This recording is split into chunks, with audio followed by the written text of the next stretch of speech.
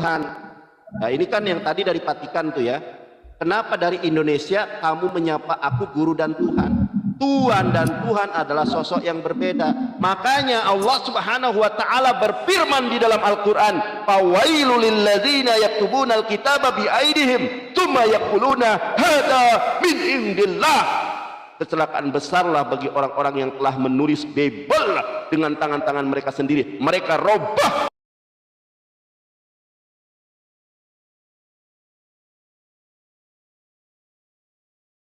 kalian memanggil aku mu'aliman wasayyidan.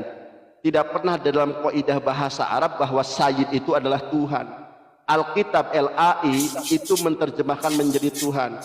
Sekarang saya minta kepada Anda, tunjukkan manuskrip Yohanes 13 ayat ke-13. Allah kotak. Jawab. Belum ya, masih ada waktunya. Oke. Saya tunjukkan lega. Ya. Ya, masih ada waktu. Kita lihat nih. Ya. Oh, yang kedua nih. Yang pertama, tunjukkan manuskrip Yohanes 13 ayat ke-13. Dari Injil Vatikan, kamu menyebut aku guru dan Tuhan. Kenapa di dalam Injil bahasa Indonesia menjadi kamu menyebut aku guru dan Tuhan? Itu pertanyaan saya yang pertama.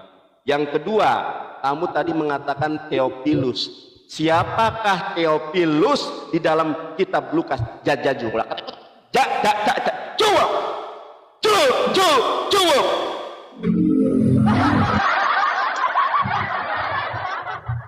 Silakan. Dep. Suruh dia jawab. Mau diulangi pertanyaannya? Waktumu belum habis, Nandar. Waktumu belum habis. Oh, belum ya. Oke. Sayang waktu. Jangan beralih kemana-mana. Saya bertanya dua hal ya kepada kamu. Yohanes 13 ayat 13. Kenapa dirubah dari Tuhan ke Tuhan? Dari Tuhan ke Tuhan. Coba manuskripnya mana? Satu. Yang kedua, Theophilus itu siapa? Coba. Dasar.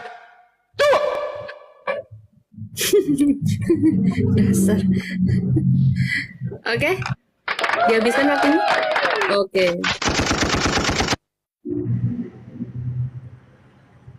Oke. Silakan. Oke, baik. Ya, langsung aku jawab. Yohanes 13 ayat 13. Kamu menyebut aku guru dan Tuhan, dan katamu itu tepat, sebab akulah guru dan Tuhan. Di dalam manuskripnya tertulis kata kurios. Kurios artinya Tuhan. Gitu ya. Kenapa kata kurios yang artinya Tuhan kalau diterjemahkan ke bahasa Indonesia menjadi Tuhan? Karena kata kurios itu adalah kata Tuhan yang disematkan kepada sesembahan. Contoh di dalam Yahudi, Adonai di dalam bahasa Yahudi artinya Tuhan. Tetapi karena kata Adonai disematkan kepada sesembahan, kalau diterjemahkan ke bahasa Indonesia terjemahannya harus Tuhan. Nah gitu ya. Memang lazim kata-kata zaman dahulu, memang lazim kata Tuhan itu disematkan kepada sesembahan. Contoh di Indonesia, kata Gusti itu artinya Tuhan. Siapapun ditanya orang Indonesia, Gusti itu artinya Tuhan. Contoh, Gusti Prabu, Tuan Prabu. Nah, ketika kata Gusti disematkan kepada sesembahan, contoh, Gusti Allah, maka kata Gusti otomatis akan berubah menjadi Tuhan. Tuhan Allah maksudnya. Gitu ya. Jadi memang ada kata-kata tertentu, yaitu kata Tuhan, kalau disematkan kepada sesembahan, maka dia tidak boleh bermakna Tuhan, harus bermakna Tuhan. Ya, contoh Gusti. Gusti Prabu. Gusti Prabu itu artinya Tuan Prabu. Ketika kata Gusti disematkan kepada Prabu, maka Gusti ini artinya Tuhan. Tetapi ketika kata Gusti ini disematkan kepada sesembahan, maka kata Gusti ini nggak boleh diterjemahkan Tuhan, harus Tuhan. Contoh, Gusti Prabu artinya Tuan Prabu. Gusti Allah artinya Tuhan Allah. Nggak boleh lagi Tuhan. Nah, jadi kau harus belajar kosakata dulu, Nanda. Ya, ada kata-kata tertentu yang kalau diterjemahkan maknanya akan berubah, gitu ya. Contoh, Gusti Prabu artinya Tuan Prabu. Tetapi kalau kata Gusti ini disematkan kepada sesembahan, Gusti Allah, maka kata Gusti ini akan bermakna Tuhan. Tergantung kepada siapa dia disematkan. Nah, demikian juga di dalam Yohanes 13 ayat 14. Kata kurios di situ kalau diterjemahkan harus Tuhan, karena disandingkan kepada sesembahan, yang artinya Tuhan di atas segala Tuhan. Ho kurios, Tuhan di atas segala Tuhan. Udah aku jawab ya? Baik. Yang kedua, Theophilus siapa? Baca aja Lukas 1. Theophilus yang mulia, penguasa yang ada di masa itu. Penguasa yang ada di masa Lukas ini. Ya, silakan kau buka catatan kerajaan-kerajaan Romawi. Ada Theophilus yang berkuasa di masa itu. Udah aku jawab dua-duanya ya? Baik. Kau tadi mengatakan Al-Quran itu ditulis sekretaris Nabi Muhammad kan? Baru tahu aku di zaman para nabi udah ada sekretaris. Betul. Tadi aku mau ketawa, tapi aku menjaga etika. Baru tahu aku di zaman para nabi udah ada sekretaris. Nah, siapa tadi kau bilang sekretaris Nabi Muhammad itu? Kau jangan asal ngomong kau Nandar. Masa Al-Quran ditulis oleh sekretaris Nabi Muhammad? Siapa tadi sekretarisnya itu? Tadi pelan kali kau bilang. Kau ulangi dulu nanti ya, masih itu pertanyaanku. Siapa yang menulis Al-Quran? Nah, lalu kau membuka tadi surat Al-Alaq. Saya bukakan dulu surat Al-Alaq. Sebentar ya. Bacalah dengan menyebut nama Tuhanmu yang menciptakan. Dia menciptakan manusia dari segumpal darah. Lalu kau mengambil dari dalam Yesaya. Maka kau mengkaitkan Quran yang diterima Nabi Muhammad itu waktu di dalam goa kan, disuruh membaca di dalam goa. Nah, apa kau yakin ada nabi yang bertapa di dalam goa, Nanda? Apakah kau yakin ada nabi dari Tuhan bertapa di dalam goa menerima Quran? Baca katanya, lalu dibaca. Apa mungkin ada nabi dari Tuhan bertapa di dalam goa? Tapi kalau kau yakin silahkan kau jawab. Gitu ya. Surah yang kau baca tadi, bacalah sampai 3 kali, aku tidak bisa baca. Bacalah sampai 3 kali, aku tidak bisa baca. Itu kan di dalam goa. Bagaimana mungkin ada nabi dari Tuhan bertapa di dalam goa, Nanda? Coba pakai logikamu. Atau silakan dulu kau bertapa sekarang ke goa. Coba kau pulang mengaku nabi, pasti kau dituduh orang gila. Masa orang yang bertapa kau anggap sebagai nabi? Kan itu tadi yang kau baca tadi. Iqra, bacalah, aku tidak bisa baca. Bacalah, itu kan di dalam goa. Mungkin enggak ada orang pulang bertapa jadi nabi.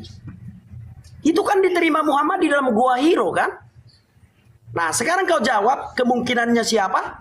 Yang menulis siapa sekretarisnya tadi? Kuat dulu bilang, siapa sekretaris Muhammad tadi yang menulis Al-Quran? Baru tentang yang di goa itu. Gitu ya, semoga kau paham. Harus kau jawab, Nandar. Silakan.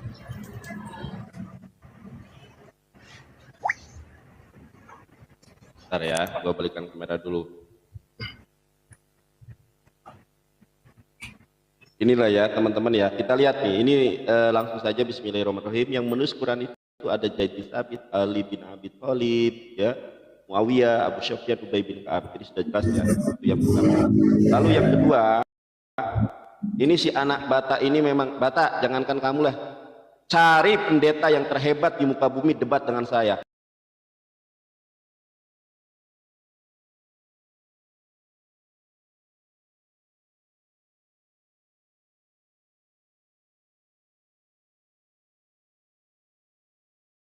Ibrani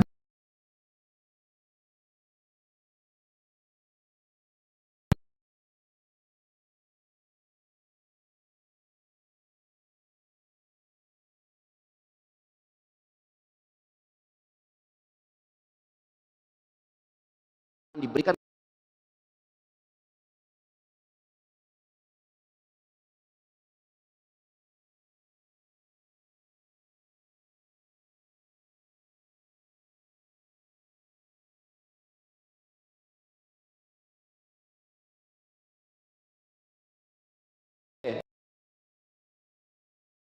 atas. Kita lihat nih ya.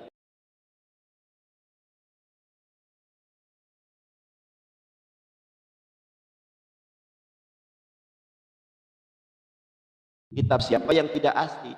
Ternyata kitabmu itu palsu. Ya, kitabmu itu palsu dan kamu tidak pernah sanggup menjawab pertanyaan saya. Oke, di mana kepalsuannya? Kita lihat nih. Kita lihat contoh nih. Kamu perhatikan ini biar kamu dapat ilmu. Ya. Contoh kitab kepalsuanmu itu di dalam Matius Matius 18 ayat ke-11 nggak ada ayat itu. Ini dalam kodeks tertua loh, 360 loh. Ya, nih coba lihat kamu nih, perhatikan ini. Setelah ayat 9 langsung dari 9, 10 langsung ke 12. Ini ayat ke-11-nya di mana? Kemudian yang kedua, tadi kamu mengatakan kalau kurios itu artinya adalah Tuhan. Kurios itu bukan Tuhan, bro. Di dalam Yohanes 12 ayat 21 kalau kita lihat di dalam terjemahan Alkitabmu sendiri nih. Ini kurios dimaknai sebagai Tuhan, bukan Tuhan. Makanya makanya LA ini sudah merubah kitab suci. Di dalam Yohanes 12 ayat 21 kata kurios diterjemahkan Tuhan. Kita lihat di dalam bahasa Yunaninya, ini ya, Yohanes 12 ayat 21. Ternyata kurios Tuhan, Lord, Mister ya. Ini kurios. Jadi banyak penyimpangan di dalam Alkitabmu. Saya ini belajar Ibrani dan Yunani, bukan belajar Ibrani Yunani otodidak, ada bimbingannya. Contoh ya, kalau kamu mau tahu arti God dalam bahasa Yunani, God itu adalah Theos, yang oleh LAI diterjemahkan menjadi Allah. God Theos, bukan kurios. Data lengkap, masih ngeyel. Kalau kamu ngeyel dan masih mengikuti Paulus, kamu masuk neraka. Saya menyampaikan data. Kamu tadi mengatakan Theophilus adalah pihak yang berkuasa pada zaman itu. Ada sejarahnya. Tunjukkan sejarah kepada saya. Siapa Theophilus? Tertulis di mana Theophilus selain dalam kitabmu itu? Theophilus itu si Paulus, bukan raja, bukan penguasa. Coba kamu tunjukkan. Kamu berbicara itu mewakili Kristen, jangan bikin malu. Oke, saya kembali nih ke dalam Matius 18 ayat 11 ya. Nih, mana Alkitab Bible saya. Saya tunjukkan ya kamu ya. Saya itu data semua loh. Tadi kamu menyebut aku guru dan Tuhan, udah salah kaprah. Sekarang masih ada waktu ya. Oh, waktunya ternyata sekali ya. Oke, langsung saja saya tanya sama kamu nih. Matius 18 di dalam Kodeks Sinaiticus kosong. Saya tanya kepada kamu, terdapat di dalam Gospel di dalam manuskrip mana? Matius 18 ayat 11. Terdapat di dalam manuskrip mana? Matius 18 ayat 11. Jawab. Kamu tanya apa? Jawabannya kemana-mana. Gak ada ilmu kamu, Batak. Kamu sudah mengatakan anak Batak, ilmu gak ada. Suruh pendeta yang terhebat di muka bumi debat dengan saya. Saya tidak pernah kalah debat oleh Kristen. Masa ditanya apa, jawab apa? Jawab.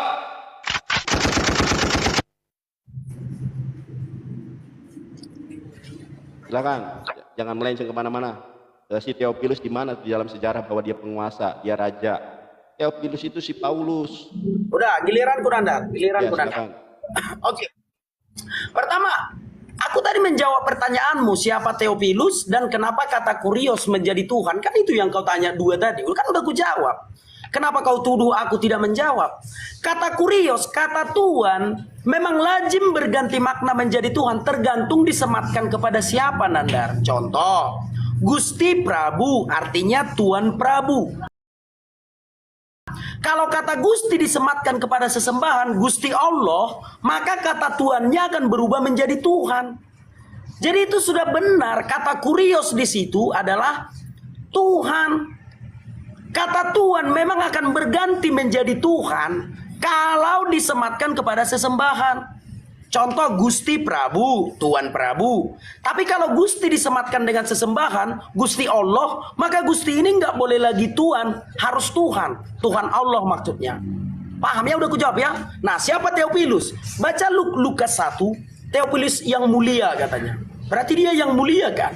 Theophilus yang mulia, berarti dia penguasa. Udah aku jawab 2. Matius 18 tidak ada di Kodeks Sinaiticus. Manuskrip Alkitab itu banyak.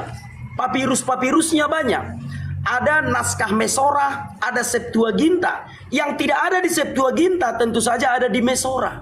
Yang tidak ada di Kodeks Sinaiticus tentu saja ada di papirus-papirus yang ditemukan di Laskar Laut Mati. Karena manuskrip Alkitab itu banyak, Nanda. Bukan satu. Berbeda dengan Al-Quran, manuskripnya cuma 9. Nah, baik. Sudah aku jawab ya. Jangan kau bilang ya aku jawab, Nanda.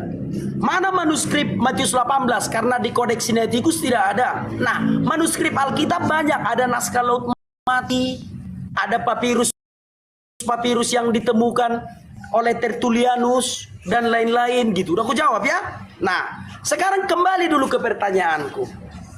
Kau mengatakan tadi di dalam nubuatan Nabi Muhammad itu bahwa diberikan kitab yang termaterai. Di satu sisi kau bilang Al-Quran ini bukan kitab yang termaterai, tetapi yang ditulis sekretaris Nabi Muhammad. Mana yang betul? Kau bilang tadi Nabi Muhammad menerima kitab yang termaterai. Kau tahu nggak kitab yang termaterai? Kitab yang termaterai, udah dimaterai, udah tertulis semua, udah lengkap. Di satu sisi kau bilang Al-Quran itu ditulis sekretarisnya Nabi Muhammad.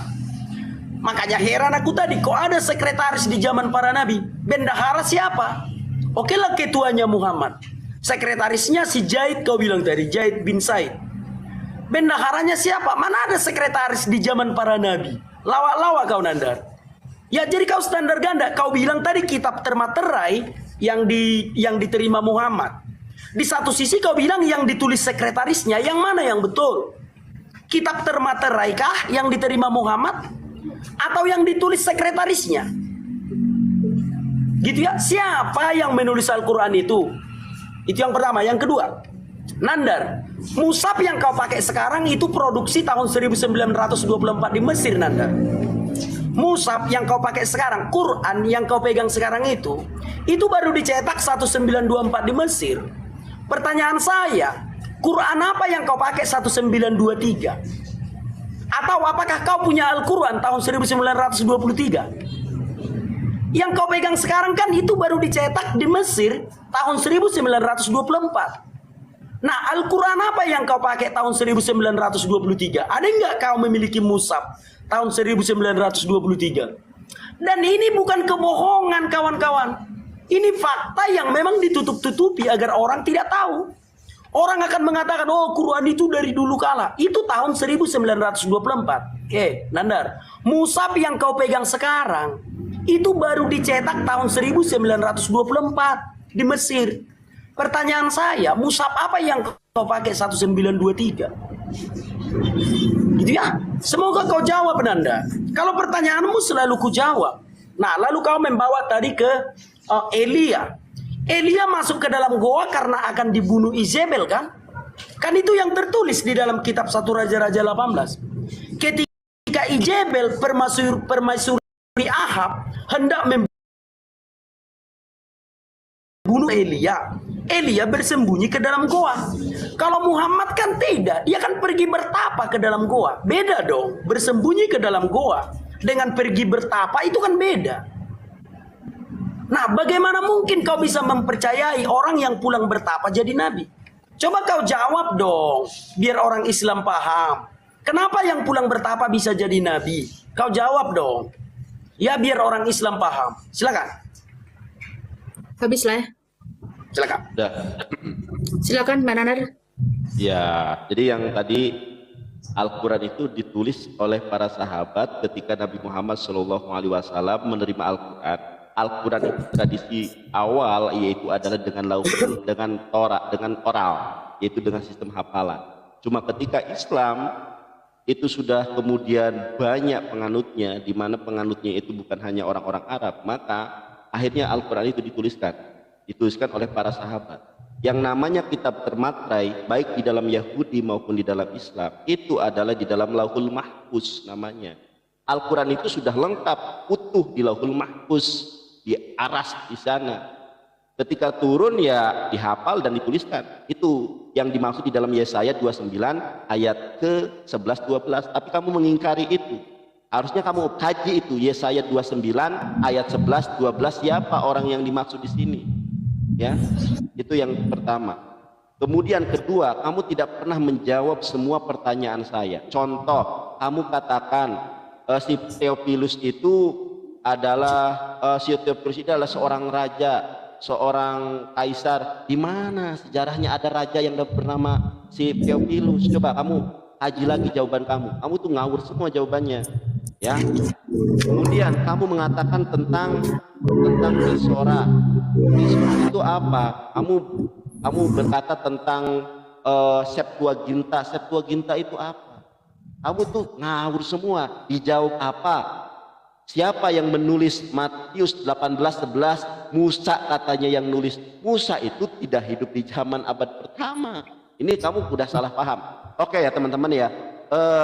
Anak katak ini atau anak bata atau di Sumamora ini ditanya apa, lain ditanya, lain dijawab. Saya tanya sekarang sama kamu ya. Oke. Untuk membuktikan integritas kamu. Makanya tidak ada, saya apresiasi kamu karena pendeta di Indonesia tidak ada berani debat dengan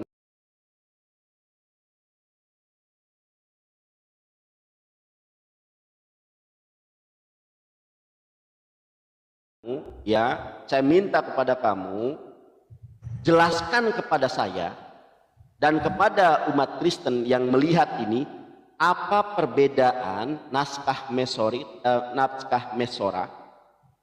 apa itu Tikun Soferim, apa itu Septuagint, siapa yang nulis Septuaginta, siapa yang nulis naskah Mesora, apa perbedaan, ini catat ya, saya ulang ini ya, apa perbedaan naskah Mesora dan apa pengertian Mesora ini. Kedua, apa itu Tikun Soferim. Yang ketiga, apa itu Aleppo Codex dan apa itu naskah Leningrad. Oke. Perjanjian lama bahasa aslinya bahasa apa?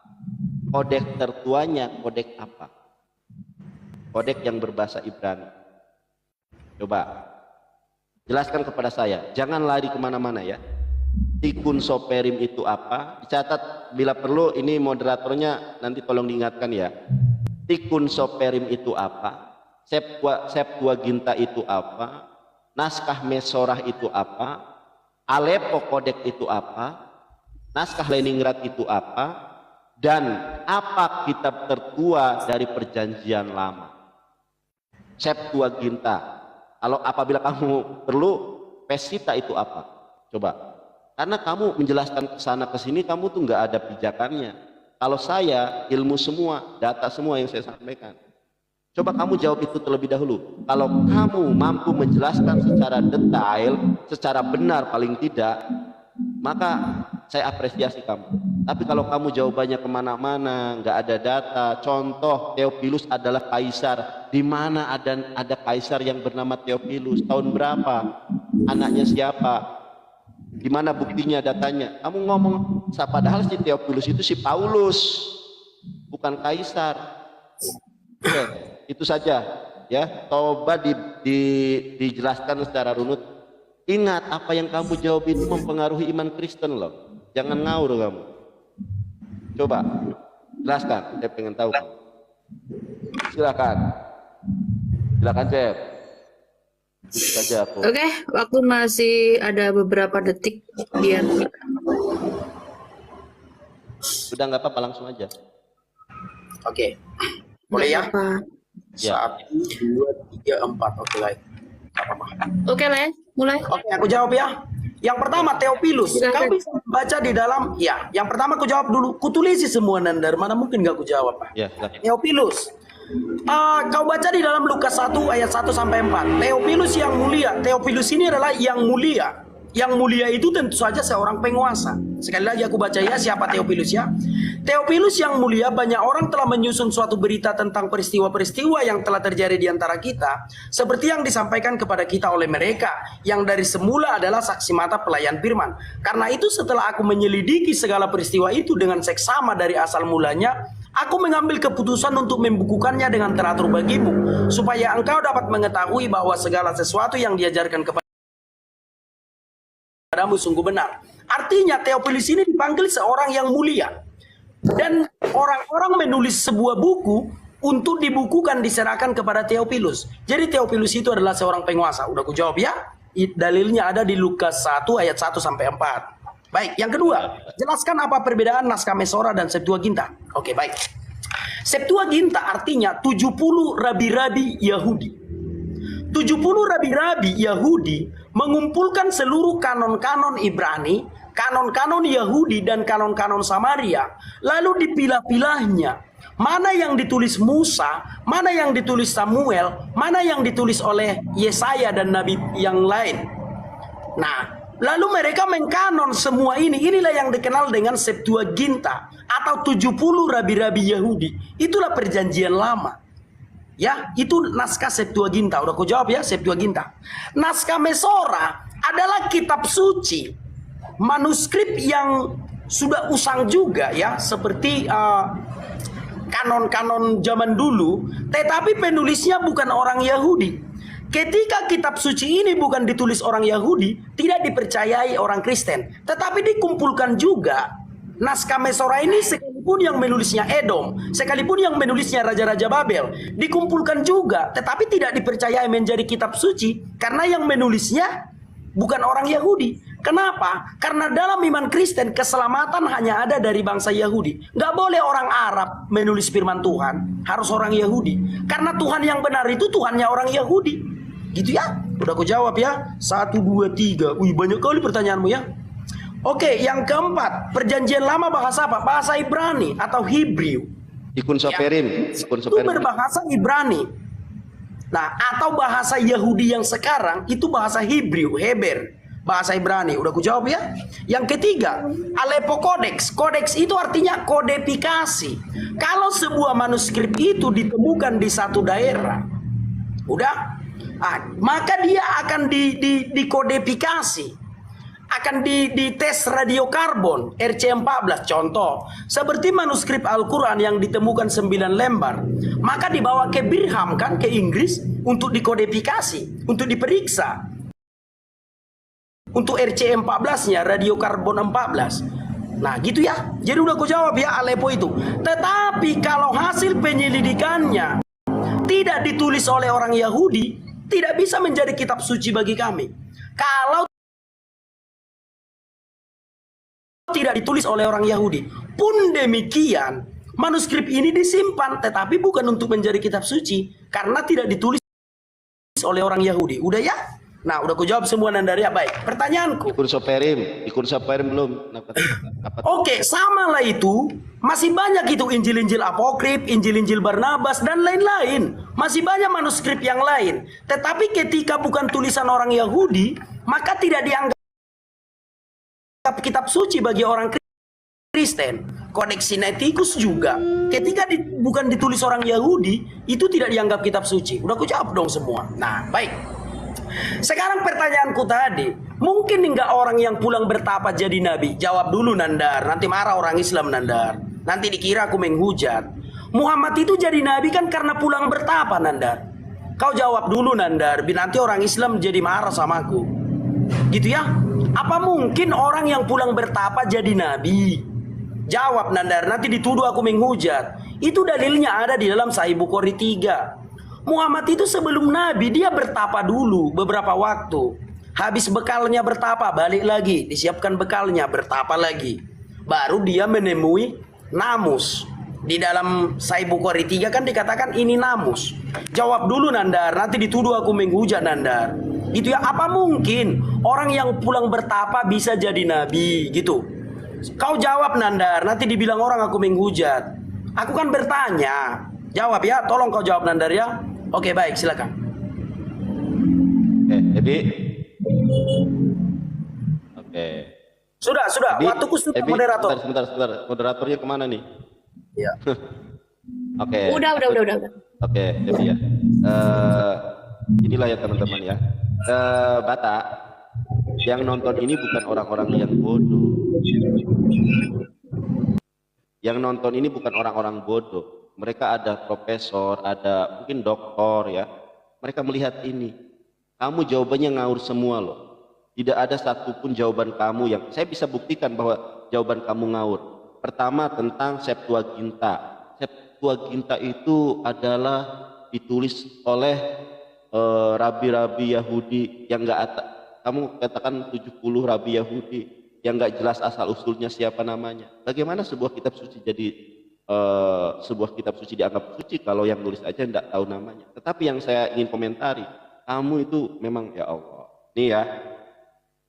Septuaginta itu The Septuaginta, ini disebutkan ya, the Greek translation of the Hebrew Scripture.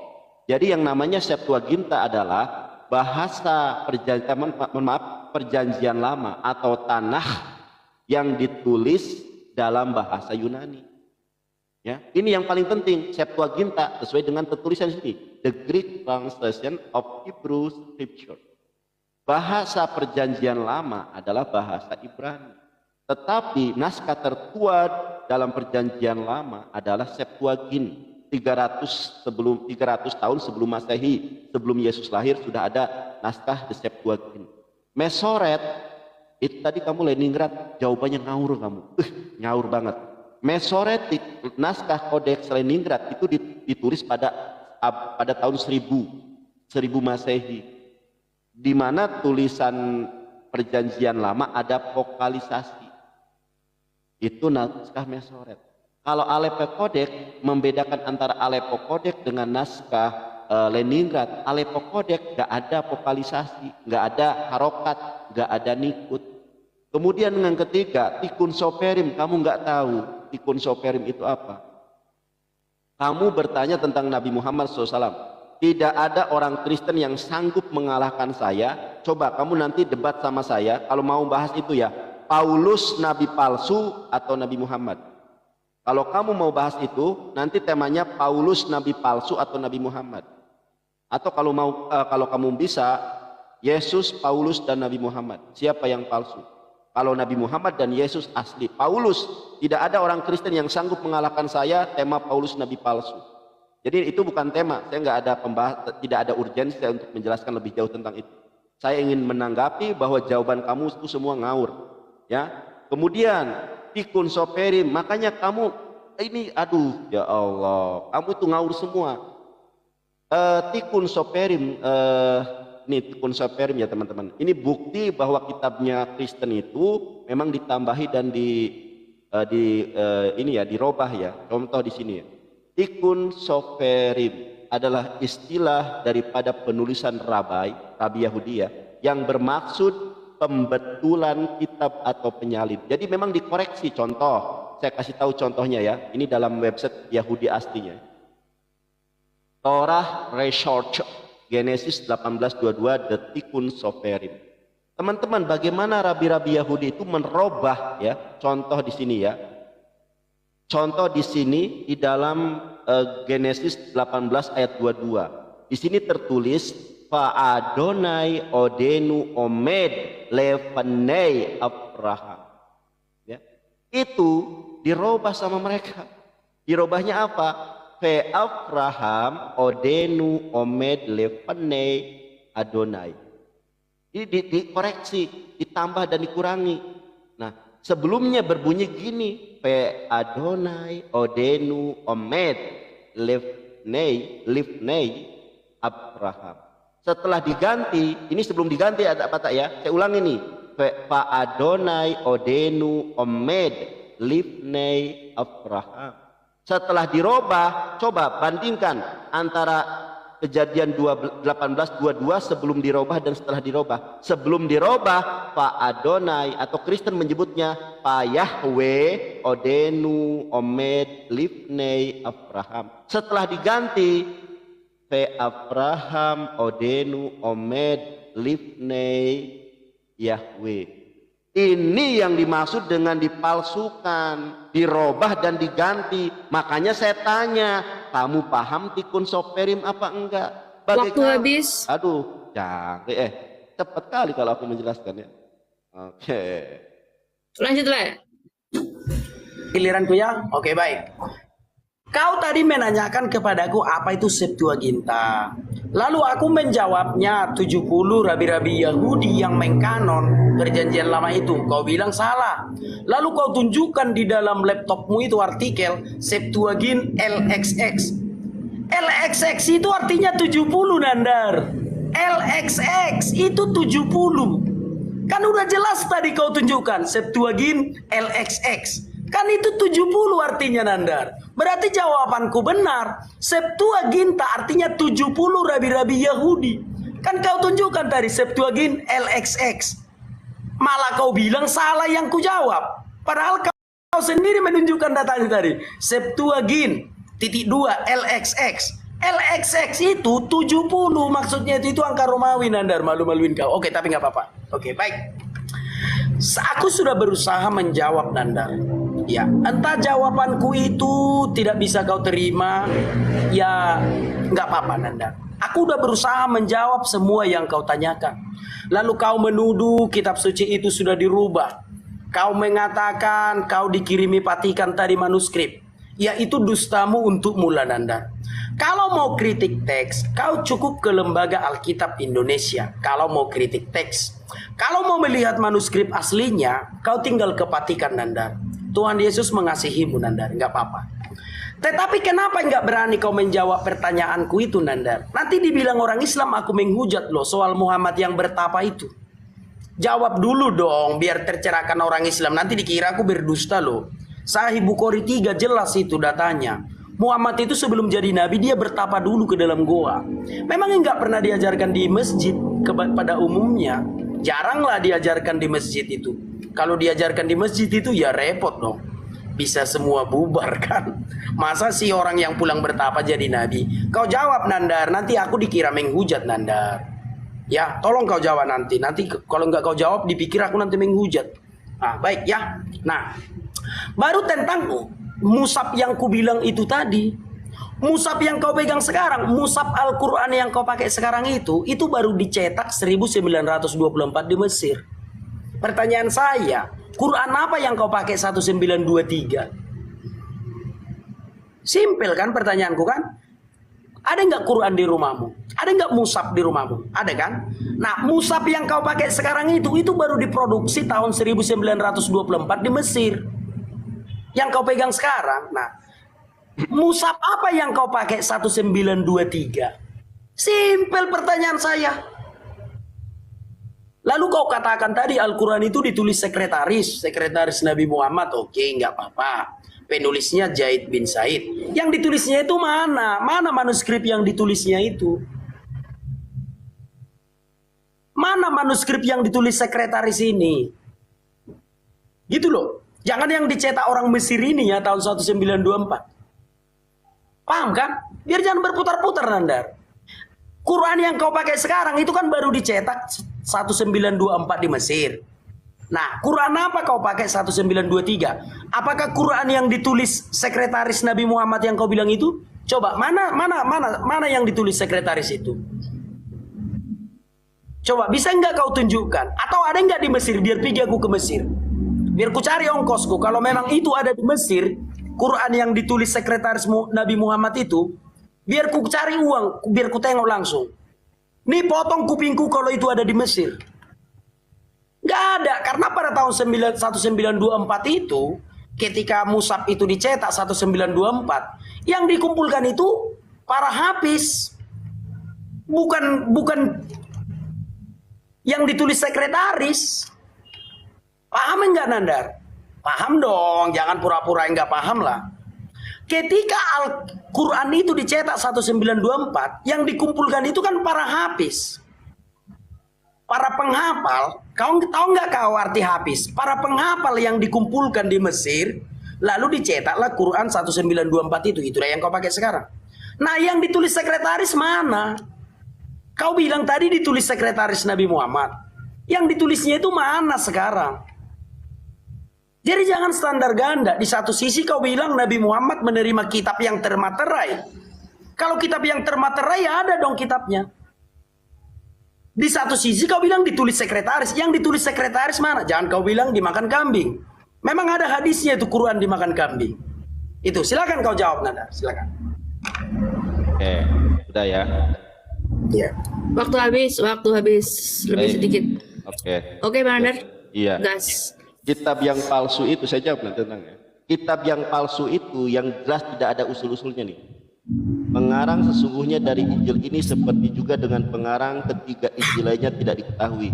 Kamu saya tanya, di mana manuskrip itu di Vatikan ini ngawur, nggak ada datanya di Vatikan. Mana ada di Vatikan? Nih saya katakan ya, manuskrip bahkan Septuagintamu itu apa namanya itu autografa itu sudah tidak ada. Tadi kamu katakan saya sudah menjawab LXX itu 70. Saya sudah tahu LXX itu 70, tapi kamu tidak mendefinisikan apa itu Septuaginta. Itu yang kedua.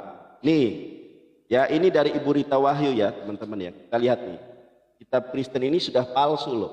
Nah ini dari ahli Ibrani, namanya Ibu Rita Wahyu teman-teman ya. Kita lihat nih menurut Ibu Rita Wahyu, kitab Kristen itu nggak ada jelas asal-usulnya. Coba kita lihat ya. Oke dari sini, namun sayang sekali, bol aja biar teman-teman bisa lihat. Namun sayang sekali kita sudah tidak memiliki teks Alkitab yang asli atau autografa yang ditulis langsung oleh penulis kitab. Jadi dor buat kamu. Kenapa saya dor? Kamu ditanya kitab sucimu itu dipatikan dusta kamu. Autograf Alkitab itu nggak pernah ada, dibakar, dihilangkan. Nah kalau kamu berbicara siapa yang nulis Al-Quran, tadi sudah saya jabarkan, itu ada Zaid bin Thabit, Ali bin Abi Thalib, ada Muawiyah, ya, ada Ubay bin Ka'ab, sudah saya jelaskan. Kamu kemudian mengatakan Nabi Muhammad ini Nabi asli atau tidak. Saya sudah katakan, kamu mengatakan bertapa dari mana? Dan ini tidak ada urgensinya dengan tema. Tema kita adalah Alkitab atau Quran yang asli. Kamu sudah babak belur, Alkitabmu terbukti palsu. Banyak ayat tambahan, banyak ayat kosong. Lalu kamu mengatakan di Mesir begini, Islam ini bukan timbul dari Mesir. Islam itu bukan dari Mesir. Kamu mengatakan itu tanpa ada data. Ya, Al-Quran itu sudah ada sejak tahun 1600 tahun yang lalu. Ya, Nabi Muhammad dengan tradisi hafalan, bukan tradisi manuskrip seperti yang kamu bilang. Saya tanya manuskripnya mana? Dipatikan. Itu cara ngeles kamu untuk menutupi ketidakaslian Bible kamu. Saya tunjukkan Alkitabmu palsu menurut pakar Kristen itu sendiri. Kita lihat nih ya. Ini sudah saya sampaikan, namun sayang sekali kita tidak memiliki teks Alkitab yang asli, yang palsu, yang sekarang kamu pakai, autografa yang ditulis langsung oleh penulis kitab itu sudah hilang. Kenapa? Karena sudah palsu. Nah, kemudian dikatakan di sini, dan yang menjadi persoalan adalah dari 5.000 lebih salinan atau yang disebut dengan manuskrip ini yang kamu maksudkan, tidak memiliki kesamaan yang mutlak, namanya palsu juga. Sudah palsu diedit. Nih, saya tunjukkan kepada kamu.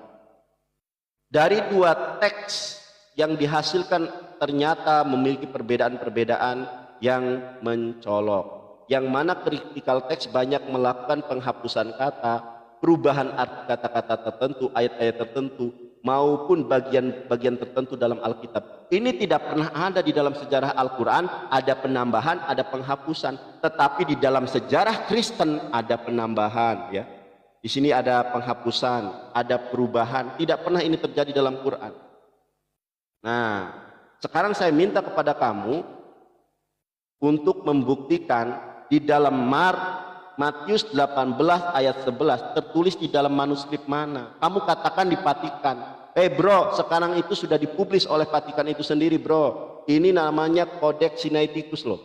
Kamu bisa mencari nih.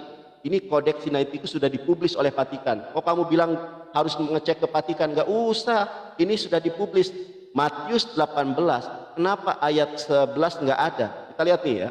Ini dari ayat 10 langsung ke ayat 12. Saya sudah cek banyak kepalsuan dalam Alkitab. Kita cek di sini ya, sudah saya catat nih anak Batak. Ini ayat-ayat yang kosong dalam Biblemu dalam Perjanjian Baru.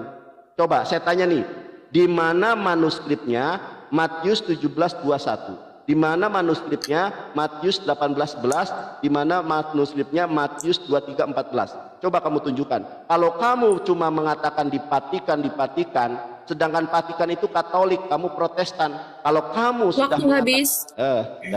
Baik. Setelah ini, setelah si anak Batak menjawab, silahkan dia closing. Setelah itu saya closing ya. Oke. Lanjut. Silakan anak Batak kamu jawab. Coba tunjukkan manuskripnya. Karena ada legal standing di dalam penyalinan kitab suci. Ya, apalagi lah kepada seorang nandar yang beragama Islam, tidak mungkin Vatikan mengirimkannya sama kau, nggak mungkin. Itu yang kau bawa itu adalah artikel-artikel. Ya, anak TK saja bisa mengakses itu di internet. Artikel-artikel kau bikin melawan aku, ya nggak imbang nandar. Bagaimana mungkin artikel kau bikin melawan aku sementara semua data sudah di otakku? Ya, semua manuskrip kitab suci orang Kristen ada di Vatikan, ada di Museum Israel. Yang ada di Indonesia hanya terjemahan saja. Bahkan di lembaga Alkitab Indonesia nggak ada manuskrip nandar. Boleh kau cek ke Jakarta, kau bawa PGI, kau bawa ketua PGI, pergi kau ke LAI, lembaga Alkitab Indonesia, mereka tidak akan punya manuskrip. Bagaimana mungkin sedangkan LAI tidak punya manuskrip, kok si Nandar punya? Gitu ya. Nah, jadi manuskrip itu dijaga ada di Vatikan. Ya, ada di Vatikan. Lalu kau katakan Vatikan itu kan Katolik. Protestan itu berasal dari Katolik. Protestan itu berasal dari Katolik, kawan-kawan ya. Protestan itu diorbitkan oleh Martin Luther. Martin Luther itu dulu biawarawan Katolik. Jadi Protestan ini berasal dari Katolik. Memang semua data-data kitab suci orang Kristen yang megang itu Katolik, ada di Vatikan. Lembaga Alkitab Indonesia saja harus berangkat ke Vatikan mau menyalin. Bagaimana mungkin si Nandar punya manuskrip sedangkan LAI tidak punya manuskrip? Nah, jadi hentikanlah berdusta Nandar. Hentikanlah berbohong. Kita yang betul-betul aja ya. Nah, baik, kalau kau tidak mau menjawab pertanyaanku itu, minta maaf kawan-kawan ya. Seandainya aku tahu seluruh pertanyaanku itu tidak dijawab si Nandar, aku tidak akan menanyakannya. Sumpah aku. Contoh pulang bertapa jadi nabi, itu tidak dijawabnya. Kalau tahu aku dia tidak menjawabnya, enggak akan kutanyakan kian itu. Baru yang kedua, apa Quran yang dipakai pada tahun 1923? Kalau tahu aku itu tidak dijawabnya, aku tidak akan menanyakannya tadi ya. Maaf kawan-kawan semua teman-teman muslim, aku tidak ingin menyinggung. Tetapi ini cuma edukasi saja saudara-saudaraku ya, kita satu bangsa. Seandainya aku tahu dia tidak mau menjawab tadi,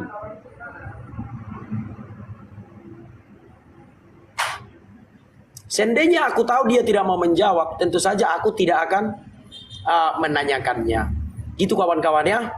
Jadi kukira udah selesai kawan-kawan ya. Udah selesai kawan-kawan ya. Dan sekalianlah aku closing statement. Karena kupaksakan pun bertanya, jawabannya tidak akan ada. Kupaksakan pun bertanya, jawabannya tidak akan ada. Baik kawan-kawan, kita saudara sebangsa. Kita ini bersaudara di dalam Indonesia.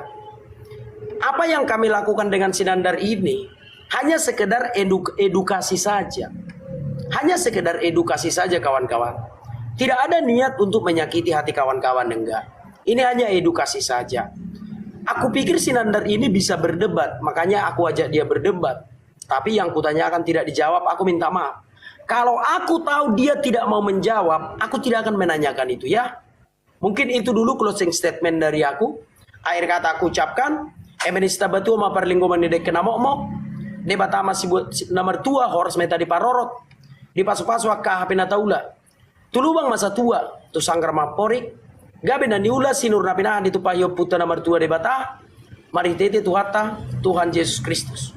Gurang kapada honak kuna salah sada honok kuma. Horbos ti kota duk sisapang na walu. Parbutuha mga lili parukung mga walu di baliam manggaga satu jabu margalu-walu. Dia kapada honak kuna palubihu. Mga kusala au 10 jari-jari pas 10 sada si majujung. Unang dibuat tu bagas roha. Songon na daw niya kajol masinwaeng kalau ada jarum yang patah, jangan simpan di dalam peti. Kalau ada kataku salah, jangan simpan di dalam hati. Atong songon na mangujungi. Sasani solo masatino gutubur tean. 1-3 ras to di rodang di bulan. Leling beta mangulu jala gabean. Jala horas-horas. Totong mah diramauti Tuhan. Tuhata Yesus Kristus. Horas, horas, horas. Damai Kristus bersama kita. Salam. Udah bu, udah. Suruhlah si Nandar closing bu. Udah. Oke, baik. Oke. Closing sebetulnya 7 menit, Tata. Kalau kamu menambah 2 menit. 5 menit aja Nandar. Oke, baik. Silakan. Baik, aku closing ya. Ya.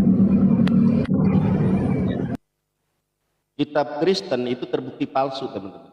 Tadi salah satu di antaranya adalah Matius 18 ayat 11. Kita lihat nih ya, kalau kita lihat di dalam tafsirannya ini jelas palsu ini. Kita lihat di dalam tafsiran Yerusalem ya. Ayat ini tidak terdapat dalam kebanyakan naskah, kiranya tidak asli. Kalau tidak asli ya palsu, tidak ada catatan di dalam Quran yang semacam ini. Lalu yang kedua, tidak ada debater Kristen yang sanggup mengalahkan saya tema Alkitab asli atau Quran yang asli. Alkitab jelas palsu, banyak catatan yang mengatakan itu. Kamu bertanya tentang Nabi Muhammad, Nabi asli, bertapa, di mana kata bertapa dalam Quran? Gak ada kata bertapa di situ. Makanya kalau kamu berani, kita nanti berdebat. Temanya Paulus atau Nabi Muhammad yang Nabi palsu. Yesus, Paulus, Nabi Muhammad, siapa Nabi asli dan siapa Nabi palsu. Itu temanya. Tema sidik di sini adalah temanya adalah Al-Quran atau Bible kitab asli. Kalau kamu mau ke situ nanti saya akan jelaskan kepada kamu. Atau kita diskusi nanti besok ya. Alkitab, siapakah Nabi palsu. Tidak ada orang Kristen yang sanggup mengalahkan saya bahwa si Paulus adalah Nabi palsu. Nah, kemudian saya tunjukkan kepada Anda bahwa Nabi Muhammad itu adalah seorang nabi yang dijanjikan oleh Yesus sebagai batu penjuru. Oke, kita lihat ya di dalam Matius 21. Di dalam Matius 21 ayat ke-43. Inilah ya, mereka itu kemudian menambahkan setelah ini. Coba kita lihat nih, teman-teman ya. Sebab itu aku berkata kepadamu bahwa kerajaan Allah dia akan diambil daripadamu dan akan diberikan kepada suatu bangsa yang akan menghasilkan buah kerajaan ini. Ini banyak terjemahan yang ngawur. Contoh kita di dalam bahasa Ibraninya. Alhen ani omer lahem kitilakah mikem malkut ha Elohim petinaten legoi. Di dalam bahasa Ibraninya petinaten legoi akan diberikan kepada satu orang. Kalau bangsa dalam bahasa Ibrani, bangsa di luar bangsa Yahudi adalah goyim. Kenapa di sini terjemahkan bangsa? Padahal kata Yesus umat pilihan Tuhan akan diambil dari bangsa Yahudi kepada Nabi Muhammad. Karena ini merujuk kepada Nabi Muhammad dengan diksi goy, kepada goy satu orang di luar bangsa Israel. Maka mereka menambahkan ayat palsu di ayat ke-44-nya. Saya bukakan tafsirannya ya, ayat ke-44. Nah, ayat ke-44 Matius 21 ayat 44. Ayat ini tidak terdapat dalam naskah-naskah yang paling baik sehingga kiranya tidak asli. Kenapa dibuat ayat yang tidak asli? Kenapa dibuat ayat palsu? Karena sebelumnya Yesus menubuatkan tentang Nabi Muhammad. Jadi kalau kamu mau berdebat masalah Paulus atau Nabi Muhammad, Nabi yang palsu, nanti besok kamu jawab, gak ada korelasinya. Yang harus kamu selesaikan sebetulnya pada malam hari ini adalah Alkitabmu palsu atau asli. Ternyata kamu tadi mengatakan, oh saya mendapatkan manuskrip dari Vatikan. Sejak kapan saya mau ngomong manuskrip dari Vatikan? Saya bilang ini data nih, data sesuai dari Vatikan. Di sini disebutkan bahwa Matius 18 ayat 11 kosong. Kok kamu mengatakan saya dapat manuskrip? Jangankan saya, manuskrip itu sudah hilang. Sudah banyak yang rusak, itu autografa gitu loh. Jangan nangis kamu, kata. Oke ya teman-teman, terima kasih banyak. Al-Islamu ya al-wala yu'la alaih. Islam itu tinggi dan tidak ada yang lebih tinggi daripada Islam sebagai jalan kebenaran dan hidup. Tidak ada orang Kristen yang sanggup mengalahkan saya, bukan karena saya hebat, tapi karena kebenaran Islam. Inna dinna indallahil Islam. Agama yang benar, agama yang diridhoi di sisi Allah hanya Islam. Saya undang pendeta terhebat untuk mengalahkan saya. Bukan saya hebat, tapi karena kebenaran Islam. Ditanya Alkitab, nanyanya ke Nabi. Kalau kamu berani, ya kita nanti debat siapa Nabi palsu, Paulus atau Nabi Muhammad. Kalau berani itu ya. Terima kasih teman-teman semuanya yang sudah bergabung. Mudah-mudahan Allah Subhanahu wa taala membalas kebaikan teman-teman yang sudah berkontribusi di dalam live ini. Oke? Udah ini. Oke, Udah. terima kasih buat moderator juga dan teman-teman semua. Terima kasih. Yo, terima kasih. Kapan lagi kita debat? Besok bisa? Besok. Besok. Paulus Nabi palsu namanya. Loh, iya, aku ketawa. Kamu kan minta data itu. Udah. Cep. Enggak, jangan ini. Kamu follow aku biar kamu nanti mana sinandar, gimana bisa kita PK? live debat semacam ini, kamu nggak follow saya, ya kan? Nanti besok temanya, baru nanti kamu tanya itu, temanya nanti malam, besok malam, Paulus, Yesus atau Nabi Muhammad yang nabi palsu. Ya, jam berapa? Jam 8 juga ya? Jam 8 ya, jam 8 on time ya. Temanya Yesus, Paulus dan Nabi Muhammad. Siapa yang nabi palsu? Nanti terbukti si Paulus yang nabi palsu. Oke ya? Nanti besok. Nah, baru itu temanya. Ini kamu tema Alkitab lari ke kenabian, kan nggak nyambung. Besok ya, aku tunggu kamu. Temanya Yesus, jadi temanya Yesus, Paulus, dan Nabi Muhammad. Siapakah nabi palsu? Oke. Temanya apa? Yesus, Paulus, atau Nabi Muhammad yang nabi palsu. 3 ya, Yesus. Siapakah nabi palsu? Yesus atau siapakah nabi palsu? Yesus, Paulus, atau Nabi Muhammad? Oh iya, Yesus, Paulus atau Nabi. Bang, oke ya. Udah ya? Ya, makasih ya. Silakan Bang. Oke, sampai jumpa ya, kita saudara Bang ya.